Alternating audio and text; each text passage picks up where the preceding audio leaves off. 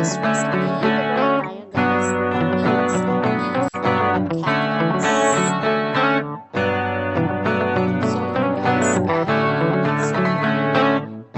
another recipe na pwede nyo i-try. And napakadali at sobrang sarap. Please don't forget to subscribe to share and love.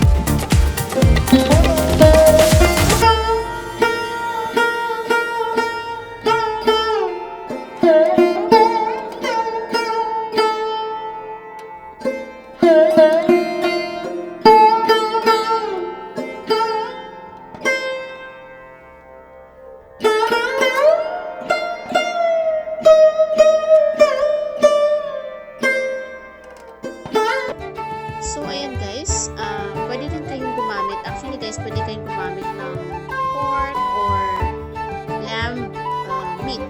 Okay? So, anything or any meat na gusto niyo guys. So, ayan na guys, yung ating pinakuluan na patatas. So, almost done na siya guys. So, the more, the softer is better. Okay, so ito na yung ating ready na mga ingredients guys. Ayan ang ating mincemeat, yung ating chopped onions and garlic and chili. Salt and peppers, and then gagamit tayo ng 2 eggs, breadcrumbs, okay, salt and pepper as usual, and then gagamit tayo ng chili flakes kung gusto nyo lang guys na medyo maanghang ng konti yung cutlets, and then mayroon din tayong garlic mix or garlic powder. Ayan, so naka-ready na yan lahat guys. Mayroon din tayo, gagamit tayo ng oil na panggisa and for frying mamaya, and then yung salt natin. So ayan, naka-ready na siya guys. So, yung unahin natin ay mag-gisa tayo ng ating meat. Okay, so let's just cook the meat first. So maghirap lang tayo guys ng oil, and then i-fry natin yung ating, igigisa natin yung ating garlic and onions. Okay, so until na magiging golden brown ang ating spices.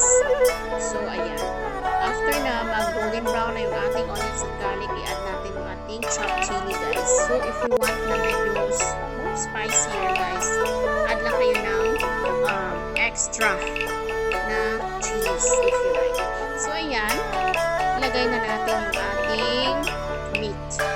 Okay, sa ating meat guys, kailangan natin siyang igisa until na matuyo siya guys, na medyo mawawala yung tubig. So ayan, ihalo natin ng maigi, and then after niyan guys ay mag-add tayo ng we have to flavor it with some salt and peppers.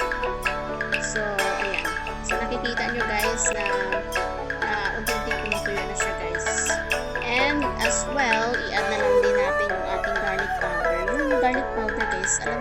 gusto ko yung garlic powder kasi napakasarap kasi guys pag maraming garlic powder or garlic kasi aside na nagpapatanggal siya ng medyo yung smell ng ating meat. And sobrang sarap ang garlic powder. So yan, damihan natin ng garlic powder guys.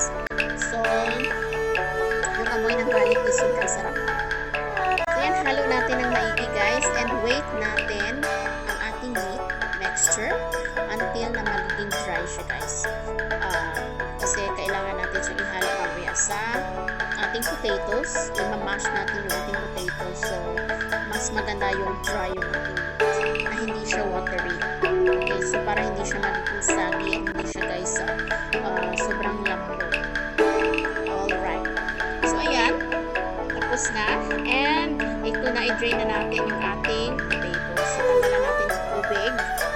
And, hayaan natin matanggal yung mga water. So, in a bowl guys, kailangan natin ilagyan ng ating salt and pepper din yung ating patatas. Kaunti lang guys, para sa lasa.